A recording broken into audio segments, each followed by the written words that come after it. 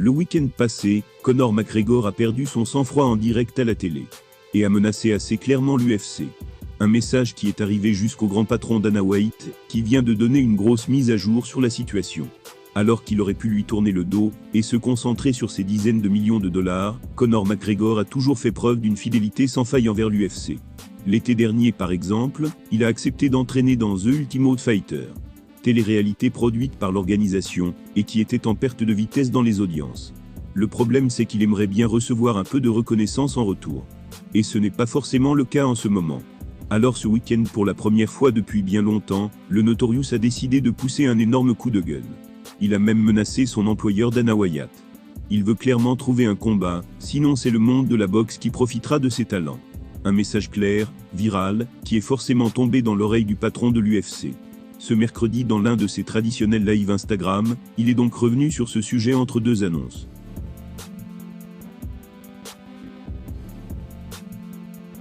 L'un des sujets était le 300e UFC de l'histoire de l'organisation.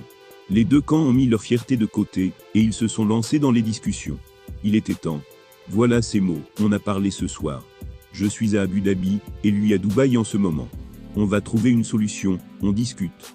Dana White a été menacé par Conor McGregor, qui a avoué avoir de belles propositions dans le monde de la boxe.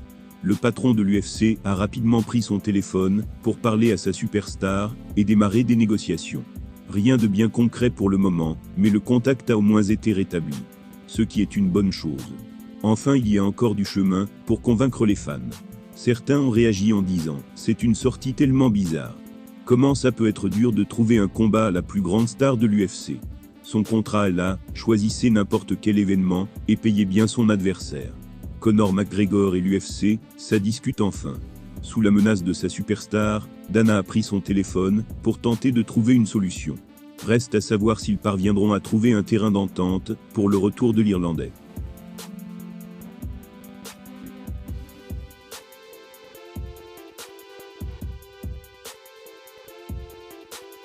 C'est connu depuis des années, Jon Jones n'a pratiquement personne à craindre au sein du monde du MMA.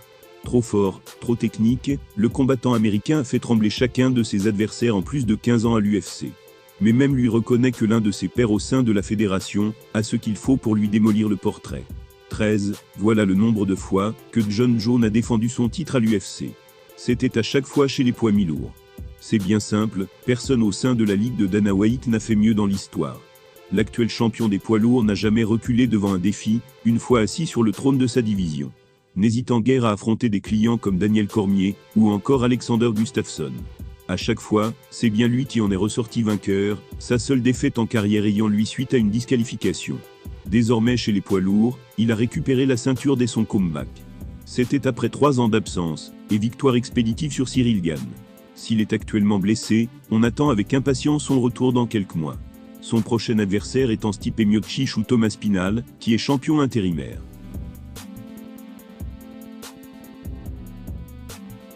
De bien belles affiches certes, mais tout le monde aurait espéré le voir se battre un jour contre Francis Ngannou.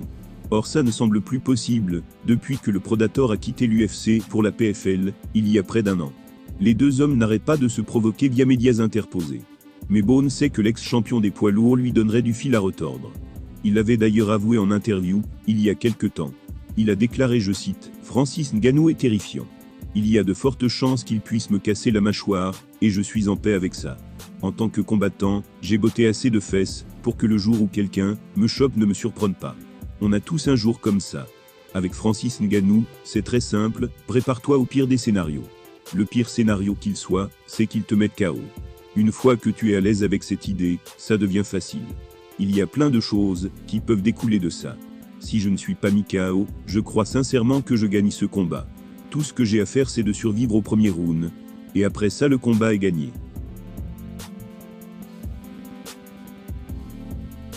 Jon a beau clamer qu'il se voit l'emporter contre Ngannou, même lui ne peut que reconnaître son arme principale. Car oui, si le Camerounais n'est pas le combattant le plus technique qui soit, il compense largement avec une puissance hallucinante. Ce qui lui permet d'éteindre les lumières à n'importe quel adversaire. Même Tyson Fury, champion du monde des poids lourds en boxe anglaise, en avait fait les frais. Il a été sonné après avoir encaissé un gros coup, lors de leur combat en octobre dernier. Jon a donc de très bonnes raisons de se méfier. Francis Ngannou contre John, voilà bien qui pourrait être l'un des plus grands affrontements de MMA de toute l'histoire. Malheureusement, il y a peu de chances qu'il voit le jour dans les années à venir. En effet, Bourne est vieillissant et blessé, tandis que le Predator évolue désormais sous les couleurs du PFL. Quel dommage.